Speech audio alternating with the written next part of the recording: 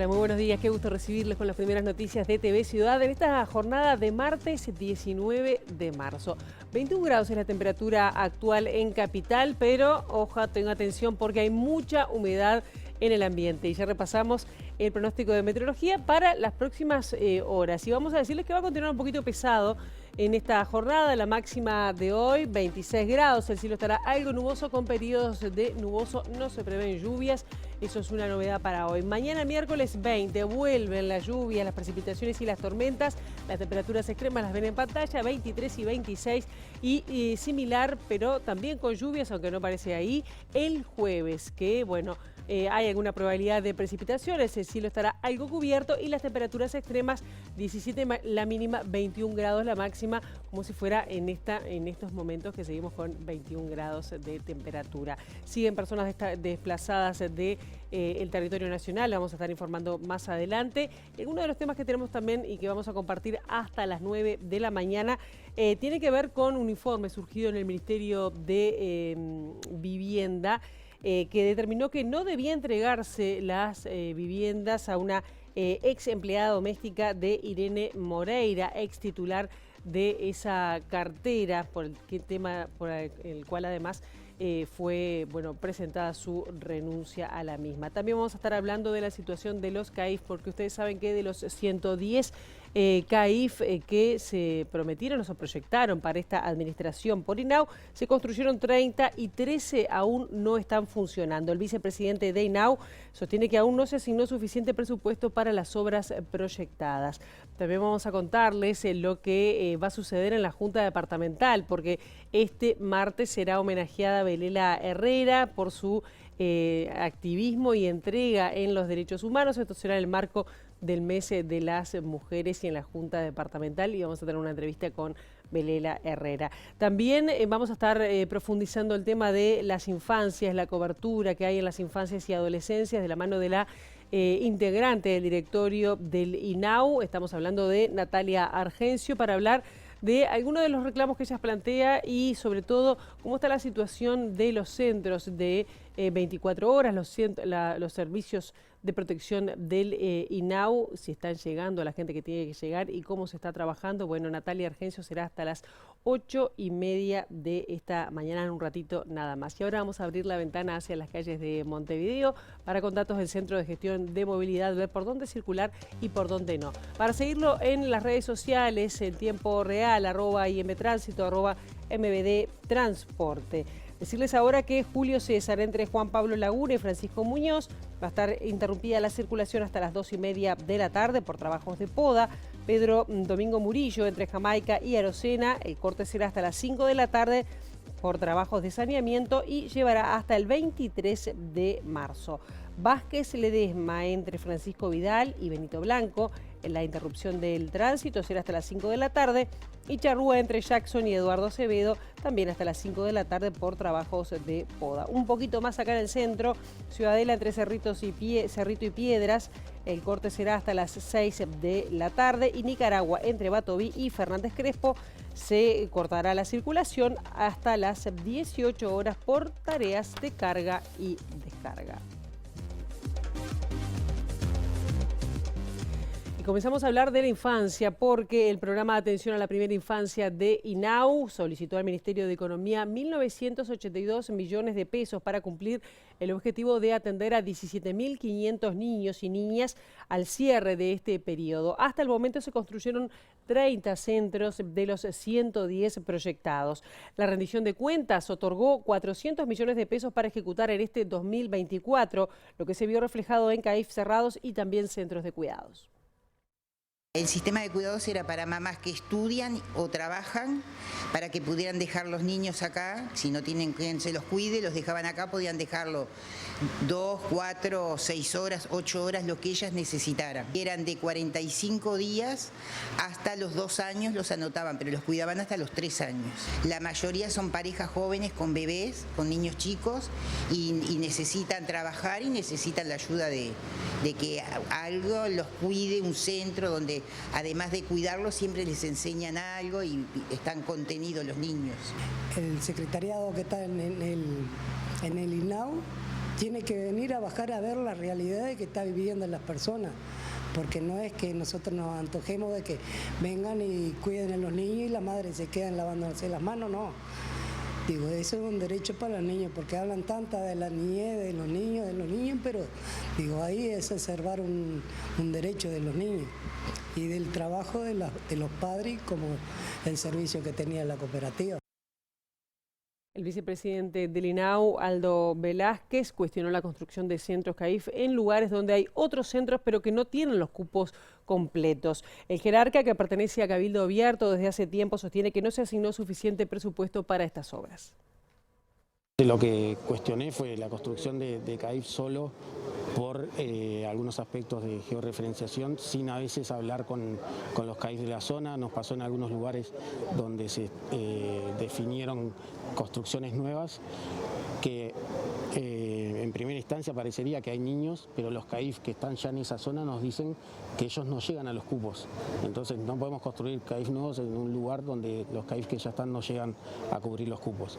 Eso es lo que estoy planteando de redefinir con el presidente, que no es que no se construyan, sino que se construyan quizás en otros lugares. Por otro lado, Velázquez señaló que aún no se cumplió la meta, pero se está trabajando para ampliar la cobertura de niños y niñas en los quintiles más desfavorecidos. La meta final es ampliar la cobertura hasta 17.000 niños, que era la mitad de los niños que se identificó que estaban en quintil 1 y 2, que tenían prestaciones del MIDES y no asistían a CAIF. Eso no es la demanda, porque se ha dicho que nosotros solo vamos a cubrir la mitad de la demanda. Y vamos ahora a temas sanitarios, porque el Ministerio de Salud informó que hay un aumento inusual de casos de meningitis, de casos de enfermedad meningocócica, que afecta principalmente a niños y niñas menores de 5 años y mayores de 15. El pediatra Javier Prego fue consultado por MBD Noticias. Señaló que si bien son varios los casos, no se trata de una epidemia.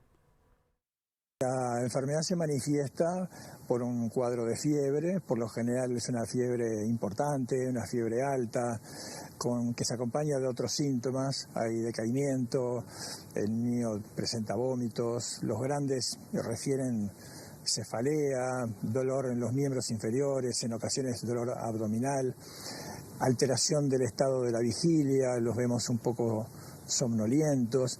Y en formas más severas aparecen manifestaciones cutáneas, erupción, con manchas en la piel, que nosotros le llamamos petequias o púrpura, que son como pequeñas hemorragias, y que además en las formas más graves aparece un compromiso ya de la circulación de la sangre, entonces la piel va tomando un color amoratado, morado, las extremidades se van poniendo frías. Según el último informe del sistema de emergencia, regresaron a sus viviendas las personas que estaban desplazadas de sus hogares de los departamentos de Colonia y Paysandú y están iniciando el operativo retorno en el departamento de San José. A su vez se mantiene el número de personas desplazadas en Río Negro y Soriano, disminuyó en Canelones y aumentó levemente en Florida. De acuerdo al relevamiento, permanecen 1.049 personas desplazadas de sus hogares distribuidas en 4 departamentos. Recordemos que ayer eran más de 1.500. Se trata de 764 personas evacuadas y 285 autoevacuadas. De ese total, 147 corresponden a Canelones, 285 a Florida, 5 a Río Negro, 582 a San José y 30 a Soriano. Inumet actualizó el aviso de la población para este martes, que se pronostican tormentas puntualmente fuertes para el sur del Río Negro a partir de la tarde, que luego se desplazarán hacia el norte. El miércoles ingresará un frente frío por el suroeste que se irá desplazando hacia el norte y habrá un incremento en la intensidad del viento. Se espera que la situación comience a mejorar en la madrugada del jueves.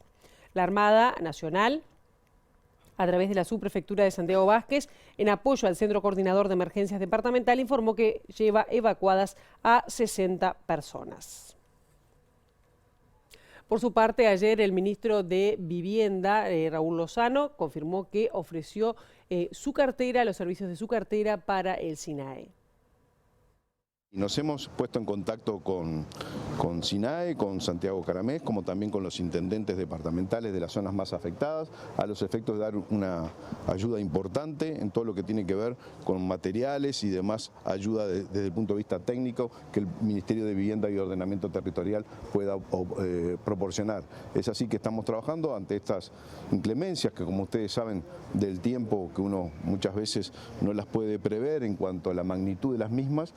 Sí fueron muy importantes, empezaron con las turbonadas del fin de semana pasado y posteriormente con las lluvias. Es decir, estamos trabajando también en ese aspecto. Hay un reclamo puntual de un asentamiento que es al lado de una cañada de Antares. ¿Tiene fecha de reloj o cómo se va a trabajar allí? Todos los asentamientos se trabajan acorde con lo que es la planificación de cada una de las intendencias. Cada una de las intendencias en realidad son las que designan sobre qué asentamientos trabajar primero, es decir, que acorde con esa planificación, sí, claro que vamos a trabajar en todos. Y en estas últimas horas finalmente se conectaron 600 servicios que estaban dados de baja por las crecientes en los departamentos de Colonia, San José y Río Negro. La presidenta de UTE, Silvia Emaldi, dijo que habrá descuentos en las tarifas para quienes tuvieron cortado el servicio. UTE en estos casos de temporales definidos a través del SINAE o inundaciones realiza un descuento por cada día que no tuvieron acceso al suministro después de las 24 horas, un descuento que es del orden del 10% de cada día que no tienen servicio, tomando como base el mes anterior, porque al no estar en el domicilio no hay consumo, lógicamente. Y a su vez se habilita un pago en 60 días para aquellos que pasaron por esta difícil situación como una forma de acompañar a la situación y a las familias que han pasado y han perdido mucho de sus implementos diarios para la vida. La presidenta de UTE anunció que el organismo tomó la decisión de judicializar los casos de robo de energía para calefacción a través de losa radiante, piscinas climatizadas o grandes superficies. Estos casos han sido detectados a través de inspecciones. Tenemos del orden de un 6% identificado de pérdidas de aquellos sectores que no son vulnerables y en los cuales se está desplegando un plan de inspecciones de los funcionarios de UTE en todo el país para detectar esas situaciones y, como decimos, para que lo que no pagan unos, en definitiva, lo pagamos todos, y en la política de este directorio es que todo lo que se recupere de pérdidas se vuelca a un menor ajuste de tarifas. Por eso, en estos años de gestión, UTE en términos reales ha reducido un 11% la tarifa. El diputado nacionalista Martín Lema cursó 17 pedidos de informes a distintos sectores de la Intendencia. Estamos hablando de movilidad, de limpieza, también del Plan ABC y obras en las zonas más vulnerables, esto para la Intendencia de Montevideo. Además, consideró inaceptables las declaraciones de la precandidata presidencial del Frente Amplio, Carolina Cose, quien dijo en un acto que hubo robos en escuelas que fueron consecuencia del hambre. Lo que manifesté fue la irresponsabilidad con que la intendenta de Montevideo hizo afirmaciones con mucha liviandad de que hubo robos en escuelas por problemas de hambre. Es inaceptable que sea una referencia de esas características. La intendenta, en vez de ocuparse de Montevideo, aunque siga siendo la intendenta, se toma licencia para decir esos disparates. Porque hacer una afirmación de esas características realmente es no tener dimensión de lo que ha pasado en el país. Es un desconocimiento total de lo que ha pasado en el país.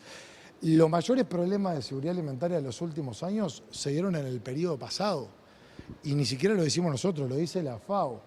Cuando uno analiza el año por año los datos de inseguridad alimentaria de la FAO, o sea, vinculado a Naciones Unidas, de los últimos años, el año de mayor inseguridad alimentaria fue el año 2016, aún mayor que el año 2020, que el año de la pandemia.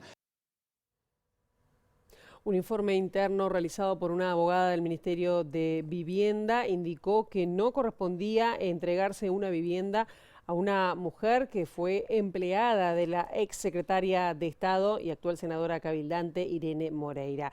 Según el documento, la beneficiaria no cumplía con los requisitos establecidos para acceder a esa vivienda. El informe al que accedió el diario El País se realizó en el marco de una investigación administrativa tras la entrega de viviendas por adjudicación directa. En este caso, según el dictamen, no correspondía entregar una vivienda a la ex empleada doméstica de Irene Moreira. La vivienda, ubicada en Belvedere, se otorgó bajo el plan de alquiler con opción a compra. La beneficiaria no estaba en situación de emergencia habitacional, que era uno de los requisitos establecidos en la normativa. Además, se dio una solución de carácter definitivo y no transitorio que podía haber sido un subsidio de alquiler. El actual ministro Raúl Lozano, en una resolución ministerial, determinó que la actuación de Moreira no fue ilegítima, aunque sí hubo irregularidades. La beneficiaria durante un año fue empleada doméstica de Moreira entre el 12 de julio de 2013 hasta el 10 de julio de 2014, así como también trabajó para la Agrupación Nacional Herrerismo del Partido Nacional entre 2010 y 2013. Una de cada 1000 personas antes de los 16 años puede padecer artritis idiopática juvenil, enfermedad que puede afectar a todas las articulaciones. La Fundación Herrera y Ramos y la Organización de Reumatología Pediátrica del Uruguay desarrollaron una jornada de concientización en la explanada de la Intendencia justamente para informar acerca de esta patología. Muchas veces se tiende a relacionar directamente con las personas mayores, el reuma, que en realidad reuma no es una enfermedad particular. Hay muchas enfermedades reumáticas y dentro de ellas es importante destacar eso, que justamente niños de cualquier edad hasta los 16 años pueden desarrollar estas enfermedades que son crónicas y que muchas veces, si uno no las diagnostica a tiempo, pueden dejar secuelas y discapacidad. ¿En qué edades es más frecuente este tipo de reumas? En realidad, en toda la infancia hay picos de aparición de la enfermedad antes de los 5 años, otro pico más cerca de los 10, 11 y otro después de los 14 o 15. Pero como te digo, hay que estar atentos siempre porque puede aparecer en cualquier momento de la niñez. ¿Cómo son los tratamientos que se llevan adelante? En realidad hay muchos medicamentos, primero que nada antiinflamatorios, analgésicos. Lo primero que tenemos que hacer los médicos siempre es calmar el dolor y luego llega un diagnóstico, dar antiinflamatorios y después hay medicamentos que, como esta es una forma de autoinmune, que pueden regular de forma correcta y adecuada el sistema inmunitario justamente para que deje de provocar empujes de inflamación. La Junta Departamental de Montevideo entregará el premio Montevideana a Belela Herrera en reconocimiento a su activismo y entrega en el caso de derechos humanos. La ceremonia se va a realizar esta tarde sobre las 4 de la tarde y MB Noticias estuvo hablando con Belela en su casa. No, es una caricia al alma porque yo siento Montevideo muy cerca mío, muy adentro.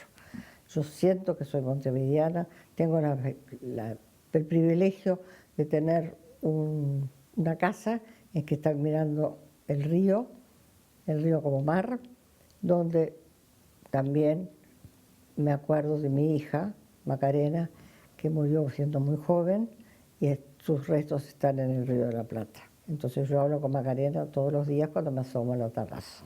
Es una forma de estar cerca. Exacto. Ahí está. Y esta montevideana, esta Belela Herrera montevideana, que tiene algún que otro reconocimiento a nivel mundial, pero también acá en Montevideo, también en la cortita, hasta una baldosa. Sí, porque además estuve ciudadana ilustre y tuve el privilegio de estar en la Intendencia con Mariano, a quien recuerdo, y fue mi mentor de siempre, y lo lloro porque hasta el último momento vino a traerme su último libro. Y me siento muy montevideana porque además le agradezco mucho a esta ciudad. Fue vicecanciller, ocupándose además durante mucho tiempo lo que es la Secretaría de Relaciones Internacionales de la Intendencia de Montevideo. Una entrevista que además le hizo José María Caraballo, que ustedes escuchaban allí la voz y que fue a su casa. Pero Belela Herrera también habló de temas políticos, de cuestiones que sigue de cerca, sobre todo cuando se instalan algunos temas como la teoría de los dos demonios o que algunos legisladores incluso niegan la existencia de desaparecidos. Vemos lo que dijo Belela sobre esto. Y bueno, desgraciadamente es así, es una cuestión política y no la podemos... la única forma es militando y enseñando a los jóvenes la verdad. No tenemos otra arma que esa.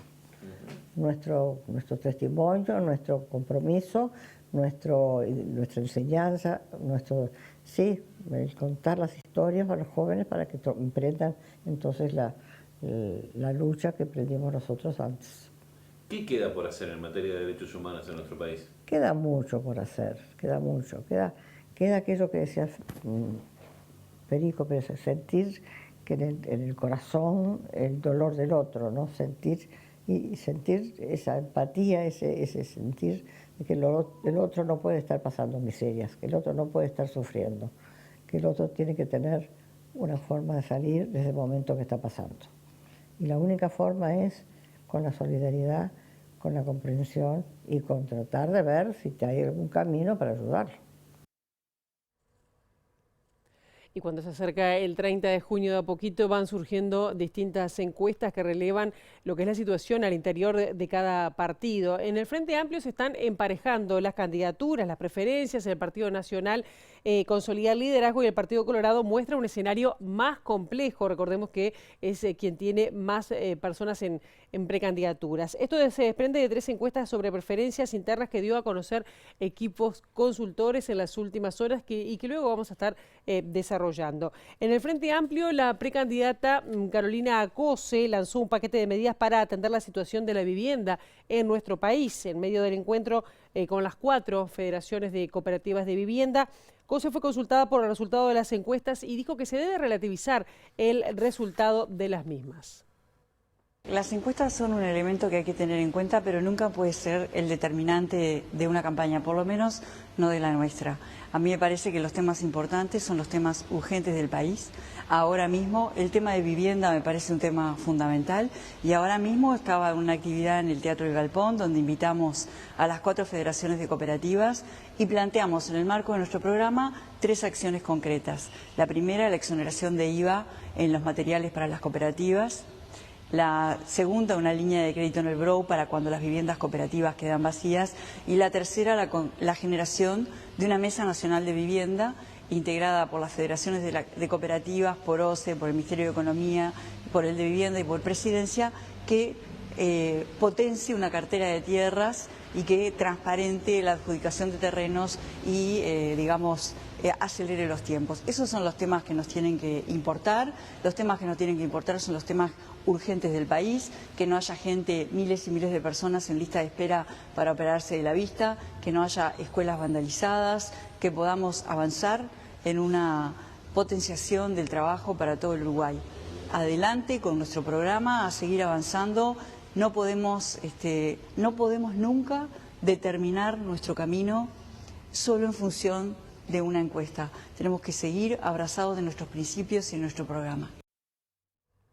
El también precandidato del Frente Amplio, Mario Vergara, dijo que la elección de octubre será reñida entre la coalición oficialista y el Frente Amplio. También dijo que luego de valorar que pese a la caída en la aceptación del gobierno y pese a los casos de corrupción que se han denunciado, se mostró optimista con que su partido pueda ganar en primera vuelta. Guido-Pie sí está 20 puntos abajo de la aprobación que tenía hace 2 años. Por el impacto de sus políticas y por todos estos hechos de corrupción. Pero no es un gobierno derrotado, es un gobierno que da pelea, ¿verdad? Por lo tanto, si yo leo ese panorama en su conjunto, la sensación que yo tengo hoy es esa. La elección está reñida, yo soy optimista de que el Frente va a ganar, porque confío en que la militancia frente amplista nos va a hacer ganar y va a hacer que el Frente Amplio vuelva a gobernar. Pero en un panorama donde nadie tiene la elección ganada. Al aceptar que existe un escenario de polarización dentro de la interna de su partido, Vergara dijo que el respaldo de Fuerza Renovadora, PDC y Asamblea Uruguay, sumado a otros grupos, reafirman la necesidad de un espacio con perfil propio. Para el senador no es determinante el candidato para el Frente Amplio, sino la unidad de cara a la campaña. Realmente no creo en esa historia de que a ver si está el candidato ganamos, si está el otro candidato perdemos. Es algo que no se puede decir a priori y además pierde de vista ese proceso, que una vez que la fórmula se define y todos nos encolumnamos atrás de esa fórmula, todo el Frente Amplio va a dar esa batalla. Vamos a hablar de internas coloradas porque el precandidato del Partido Colorado, Robert Silva, presentó este lunes la segunda etapa de su campaña de cara a las internas de junio en un acto en la sede de Martínez Trueba. El impulsor de Crece compartió una pieza audiovisual titulada El coraje de hacer, donde por primera vez y en primera voz se describe como un profesor de alma al que la educación le dio todo.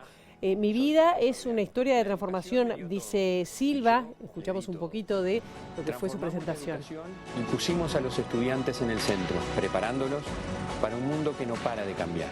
No fue fácil, hubo resistencia como en cualquier gran cambio, pero seguimos adelante. La próxima transformación que te propongo es hacer del Uruguay un país del primer mundo.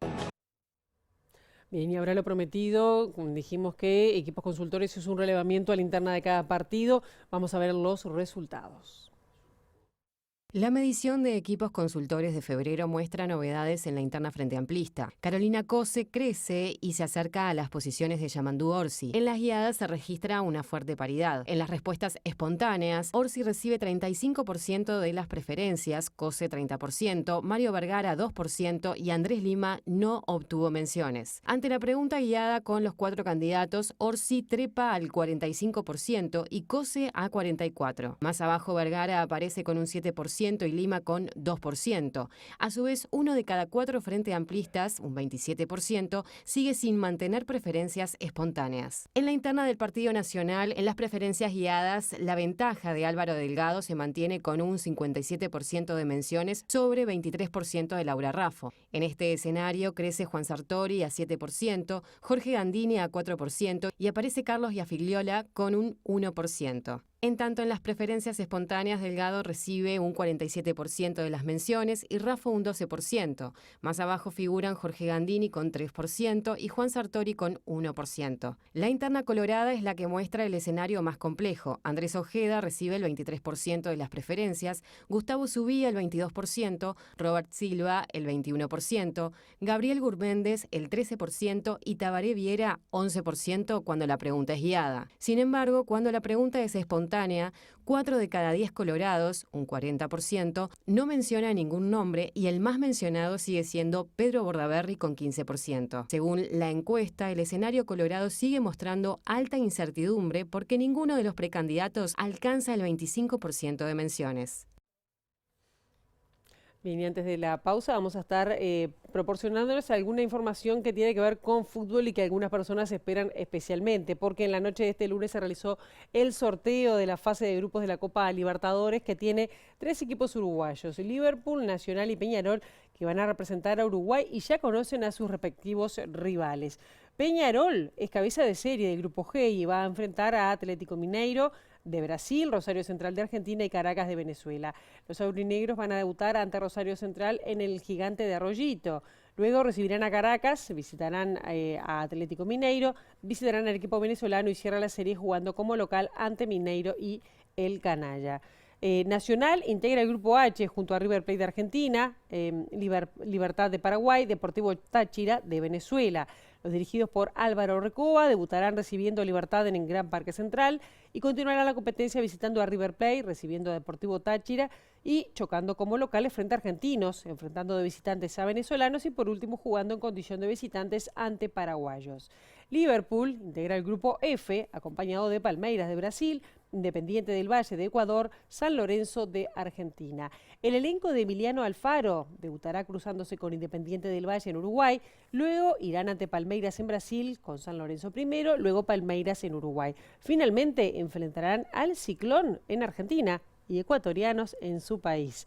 El debut de los equipos uruguayos es entre el martes 2 y el jueves 4 de abril. La fase de grupos va a terminar en la semana del 29 de mayo y el campeón recibirá 23 millones de dólares.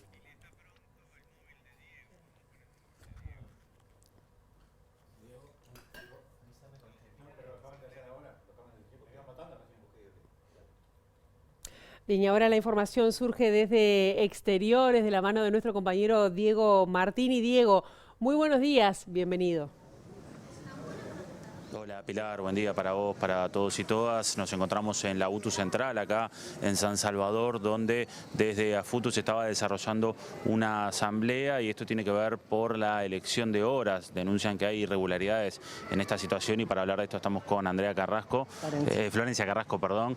Buen día y bueno, ¿qué se definió ahora en la asamblea? Bueno, buenos días para todos y para todas. La asamblea acaba de resolver que se va a extender el paro que ya estaba desde la primera hora de la mañana por 24 horas para para permitir que la elección se pueda desarrollar, se estableció guardia gremial para los administrativos designadores para no generar ningún tipo de perjuicio y además se está elaborando ahora una placa para circular donde se llama a todas las personas que deban elegir horas a que puedan concurrir de manera presencial. Eso en cuanto a las resoluciones, vamos a permitir que el acto eleccionario se desarrolle, nos vamos a presentar como veedores en todas las mesas para poder tener un mínimo de garantías de este proceso o poder constatar para después denunciar las irregularidades que sabemos que se van a dar. ¿Qué irregularidades sabemos que se van a dar y cuáles ya estaban denunciando ustedes? Bien, la situación es que esta elección se convoca el día viernes a la tarde.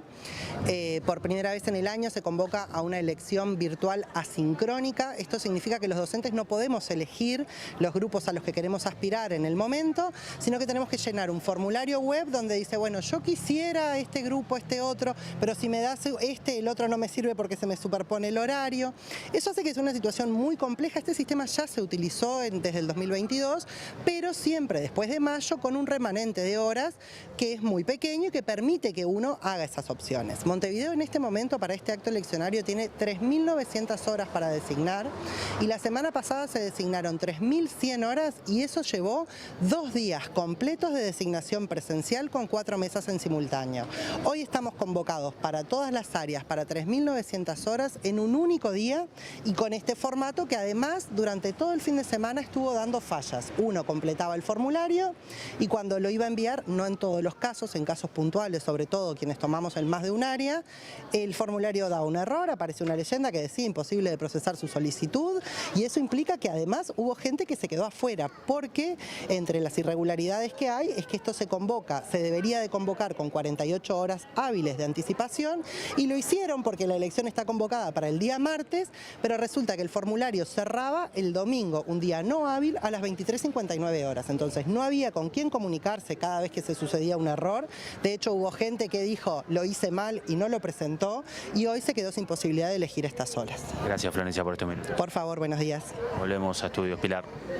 Muchísimas gracias, Diego, por esta información. Entonces seguirá el paro en UTU y bueno, seguiremos atentamente en las siguientes ediciones de MB Noticias. Ahora hacemos una brevísima pausa. A la vuelta de la misma estaremos hablando con Natalia Argencio, directora de INAU aquí en Estudios de TV Ciudad.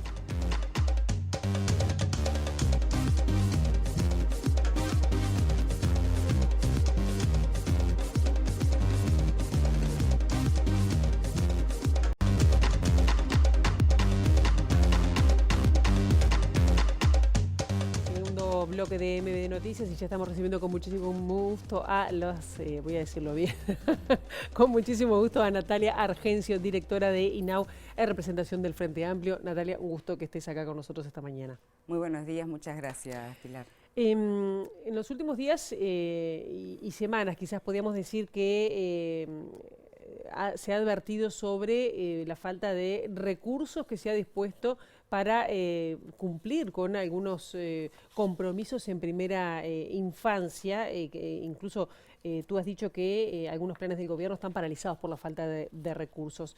¿Llegaron esos recursos? ¿Hay avances? No. Al momento tenemos un estancamiento total de lo que es la ampliación de cobertura del Plan CAIF, ¿no? De lo que fue la planificación del año 2021, donde se identificó la necesidad de niños, niñas y adolescentes, niñas y niños de 0 a 3 años que no asistían a ningún centro de atención de primera infancia y se encontraban en los quintiles más bajos respecto a lo que es situación de pobreza. Respecto a esa necesidad que se identificó, la cantidad de dinero que se aportó desde la rendición de cuentas en 2 oportunidades, o sea, solamente fueron inyecciones presupuestales extraordinarias, quiero decir, por única vez, ¿no? Y la que fueron 50 millones de dólares en el año 2022 y 50 millones de dólares en el año 2023. La planificación que hizo INAU para cubrir a la mitad de esos niños y niñas. 17.000 niños. Exactamente. A la fecha hay menos de 3.000 niñas y niños de 0 a 3 años, de esos que se habían identificado que necesitaban ser atendidos, son los únicos que accedieron. Pero por otra parte tenemos CAIF vacíos, centros construidos vacíos, tenemos centros en construcción. ¿Y qué pasa que no se llega por lo menos a ampliar la cobertura con esos centros vacíos? La realidad es que el Ministerio de Economía y Finanzas no otorgó la necesidad presupuestal para poder cumplir con ese plan de ampliación de coberturas. O sea, el Ejecutivo en el año 2021 dijo, vamos a priorizar la primera infancia, esa fue la postura del gobierno, ¿verdad? Por supuesto que yo desde mi rol de oposición acompañé esa ampliación de cobertura, pero a la fecha no se otorgó el presupuesto para sostenerla. Fue una inyección para iniciar este plan de ampliación de cobertura. O sea, se hizo el diseño, se identificó los lugares que se necesitaba construir, ¿no? Y después no hubo dinero para poder sostenerlo. ¿Qué quiero decir? Sostener el funcionamiento de un centro se transfiere dinero por mes. Hay que pagar la luz, el agua, los salarios.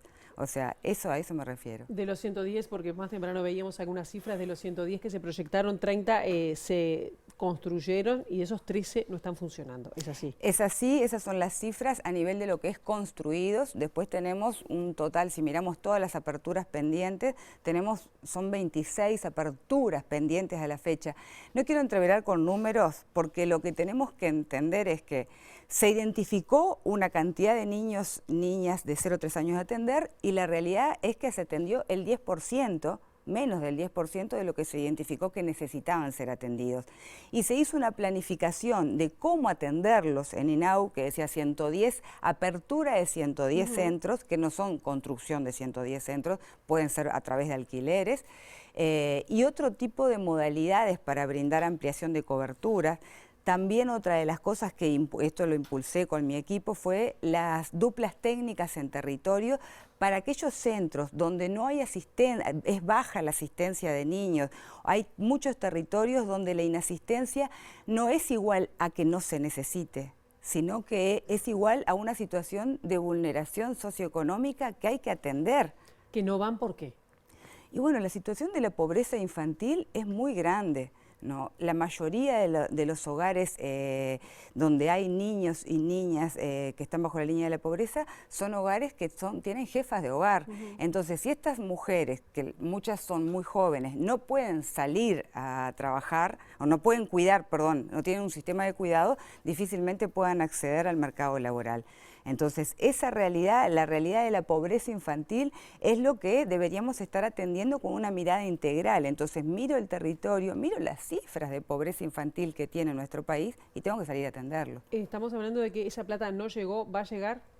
No lo sé. En enero se solicitó el último oficio que salió de INAU al Ministerio de Economía y Finanzas, solicitaron la necesidad mínima de 1.863 millones. Me dijeron, por favor, no digas cifras, ¿no? Mucho dinero. O sea, eso es dinero, se solicitó al Ministerio de Economía y Finanzas. Eso, ¿quién hace esa gestión? Es el presidente de INAU, porque es siempre el Ejecutivo.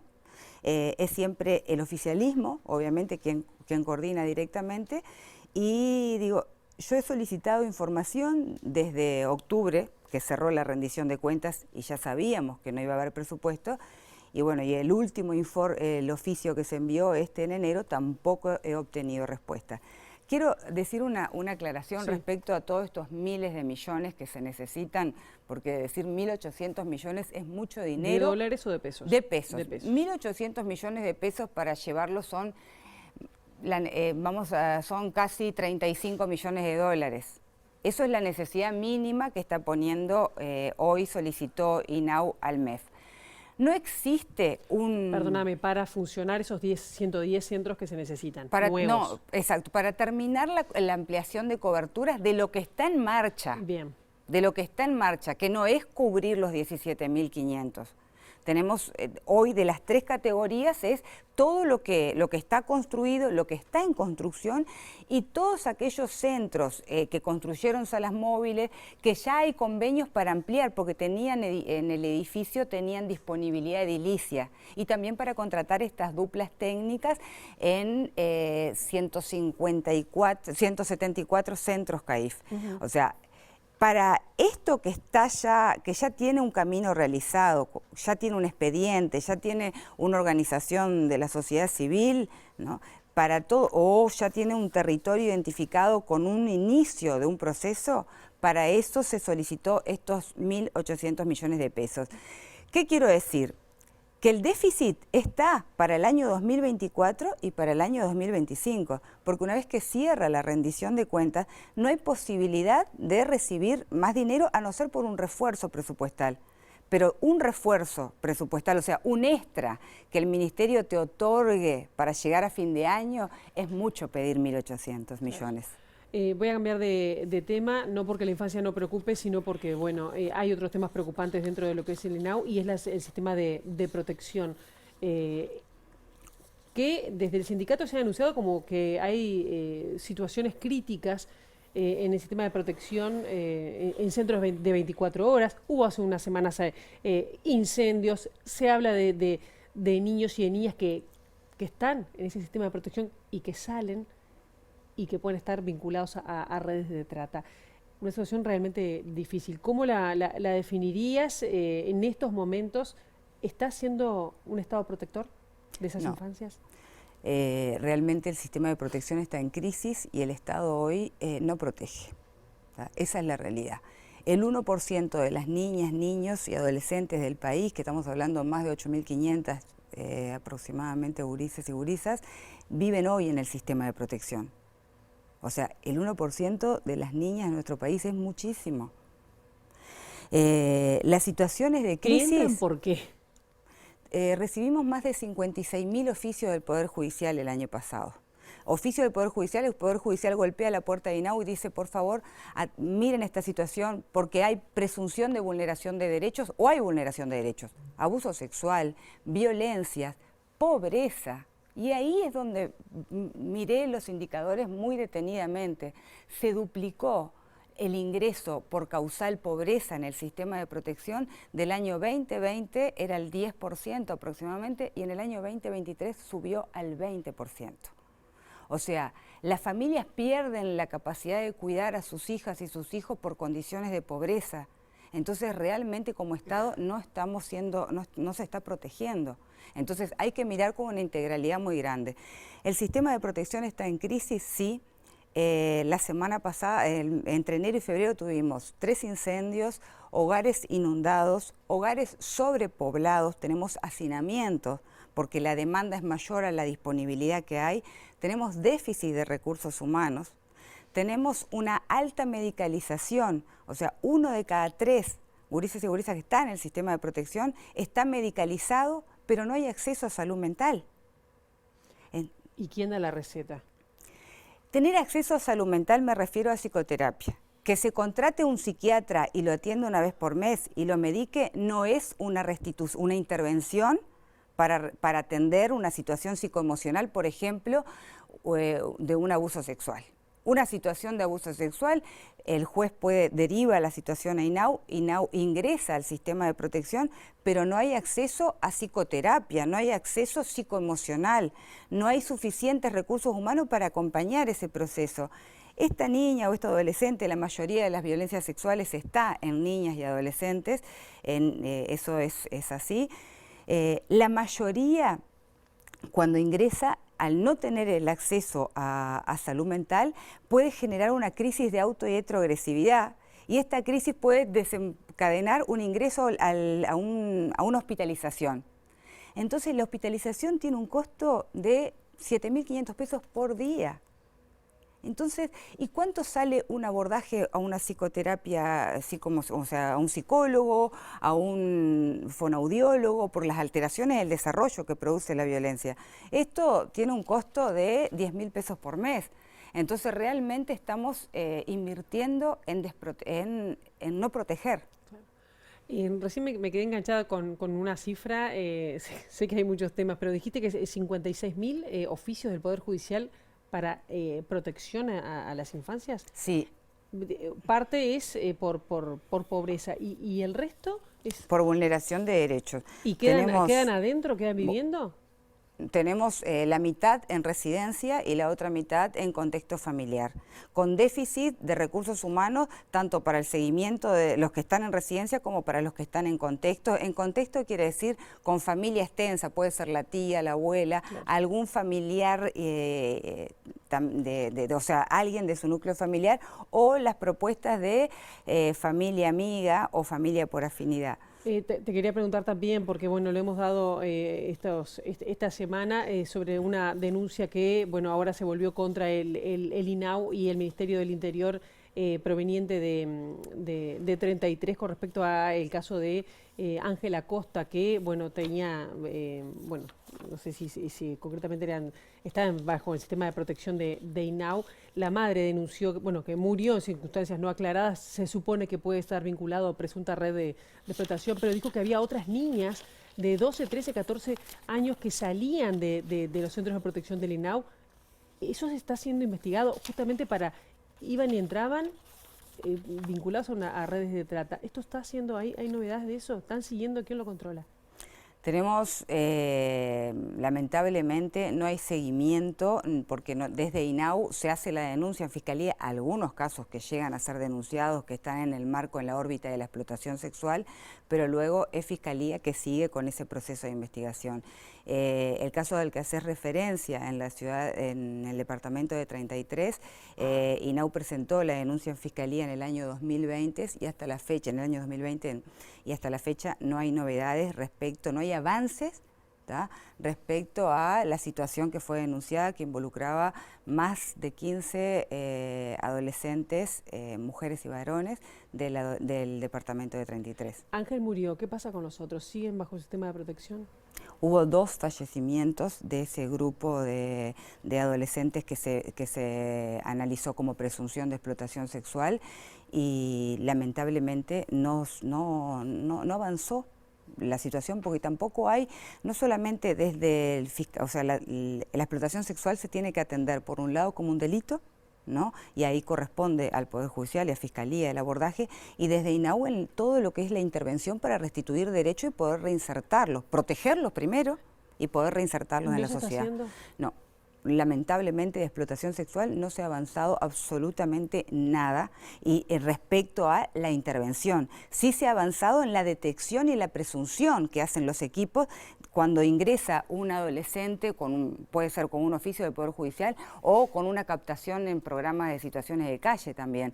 Pero esta captación y este ingreso al sistema de protección de esa situación de vulneración de derechos luego no tiene la intervención oportuna y eso lo deja también en una situación de vulnerabilidad dentro, o sea, del sistema de protección. Una vez que ya se identificó que podía ser víctima de explotación sexual, una vez que ingresan al sistema de protección también tienen riesgo de seguir siendo víctimas de explotación sexual.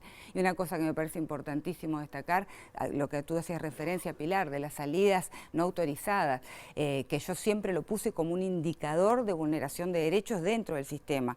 Las gurises y los gurises salen, pero no es que salen, no avisaron y vuelven y fueron a la plaza de esquina, no, pasan meses sin retornar al sistema de protección.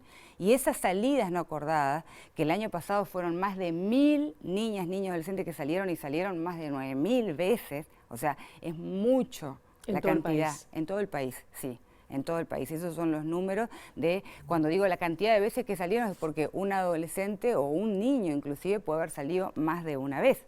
Entonces, eso crece la cantidad de exposición a riesgo que se están sometiendo. Tuvimos un caso hace un par de meses en la ciudad de San José, donde un adolescente había tenido una salida no acordada y estuvo durante 8 meses, realmente no se sabía dónde estaba y fue la policía quien la encontró y se encontraba en un apartamento siendo explotada sexualmente. Y esas son situaciones que no podemos darle la espalda, estoy hablando de gurisas de entre 12 y 14 años.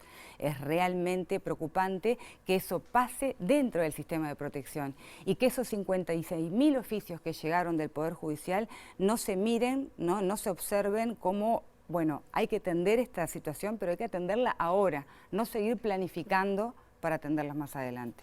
Natalia Argencio, muchísimas gracias por esta información, por estos minutos acá. Bueno, muchísimas gracias a ustedes. Y la verdad que es muy compleja la situación para tratar de transmitirla. Ojalá que haya podido ser clara. Preocupante. Es muy preocupante. Gracias. Y nosotros ahora seguimos con otros temas. Decirles que la Comisión de Innovación, Ciencia y Tecnología de la Cámara de Diputados organizó un conversatorio sobre educación e inteligencia artificial.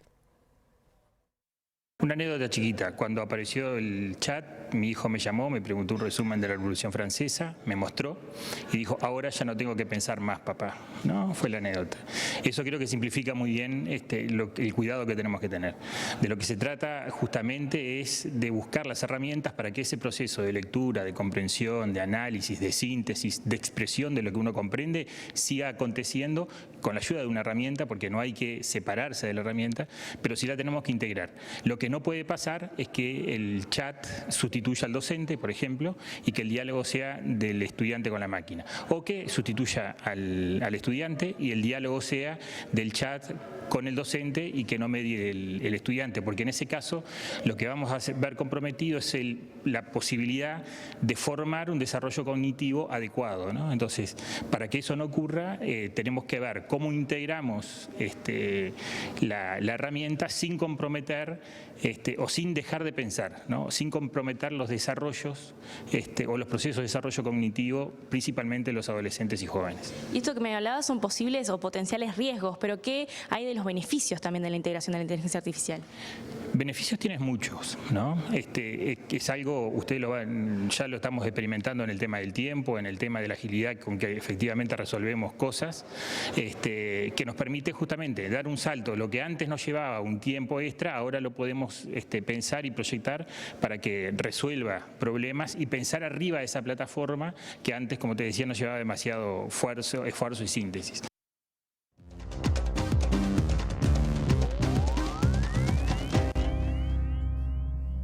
Y en Argentina, fuerzas de seguridad reprimieron con distintos mecanismos, por ejemplo, también carros hidratantes, la protesta convocada contra alguna de las medidas del gobierno de Javier Milei.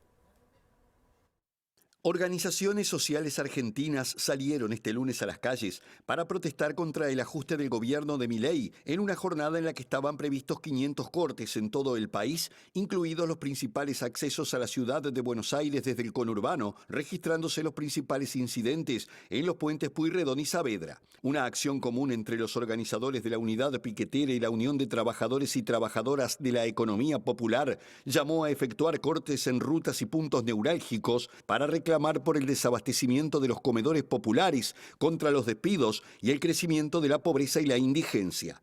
Las organizaciones denuncian que el gobierno, que este martes cumplirá 100 días, cortó la provisión de alimentos a más de 45.000 comedores populares en todo el país, al que acuden familias que no llegan a fin de mes, argumentando que el recorte de las partidas de alimentos para los comedores es implementado en nombre de un ataque a los intermediarios y un ahorro fiscal para garantizar el pago de la deuda externa y los negocios capitalistas. Los incidentes más graves se dieron en las entradas a Buenos Aires por el puente Pueyrredón, acceso sur desde la localidad de Avellaneda, y por el puente Saavedra, ingreso norte en el límite con Vicente López, donde hubo altercados entre integrantes de la Policía Federal y manifestantes en el intento de estos por cortar la vía pública, algo prohibido en el protocolo de seguridad implementado por el Ejecutivo de Javier Milei.